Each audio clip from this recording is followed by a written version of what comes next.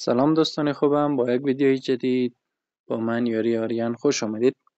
دوستان عزیز، امروز ما یک برنامه خیلی پیشرفته و قدرتمند را مخصوص انجینرها هسته برای شما معرفی میکنم. کسایی که علاقه دارین شما میتونین که از این برنامه ها استفاده بکنین.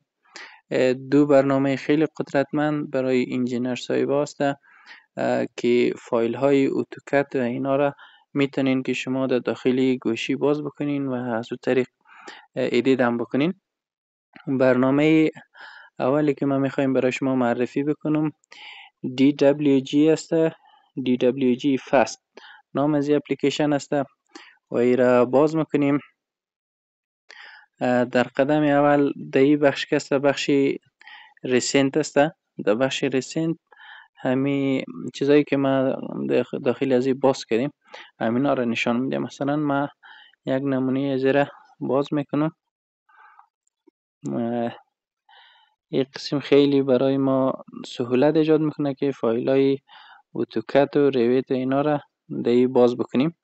مثلا این قسم خیلی عالی نمایش میده. در زبان فارسی را خیلی زیاد واضح ساپورت نمیکنه، خب بازم ساپورت میکنه، میتونین که بخوانین گرچن به سختی خوانده میشه.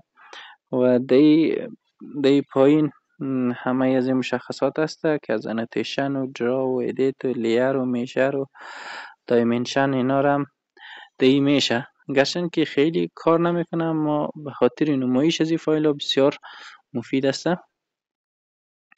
و وقتی شما میخواین که ای را باز بکنین، یک فایل را دارین میخواین که باز بکنین، روی گزینه فایل کلیک میکنین و از اینجا شما میتونین که تمام ای پوش های خود را ببینین و در قسمت از اینجا هم نمایش میده که شما کدام نوع فایل را میخواین که DWG است و OCF و DXF و DWS و PDF و DWF اینا را ساپورت میکنه.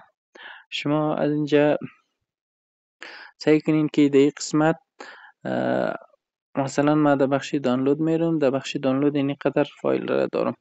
اگر بعض وقتا هم باز نکرد یک راه دیگه هم وجود داره که شما از طریق باز بکنین که داخل فایل خود میرین، از داخل فایل اوپن ویت را میزنین که و با اینمی اپلیکیشن باز بکنین برای شما نمایش میده. این هم کاملا رایگان است. البته نسخه رایگانش خیلی آپشن هایی که نسخه پولیش داره نداره، خب بازم مفید تمام میشه. برنامه دیگه که هست کت ریدر است. ای را باز میکنین، منتظر میشینیم که باز شوه. ببینین در این قسم نمایش داده میشه که اگر باز بکنین، مثلا ما ای را یک چی دارم ای را باز میکنم، این قسم نمایش داده میشه، تمام از این فایل ها را نشان میده. البته این زبان فارسی را اصلا ساپورت نمیکنه، هیچ نشان نمیده. در فارسی اگه بنویسین نشان نمیده که مقدار نقطه ضعف داره. و طریق باز کردن از این گزینه استوریج میزنین و از اینجا میتونین که اکسترنال یا اینترنال هر کدام شکل شما خواسته باشین بزنین.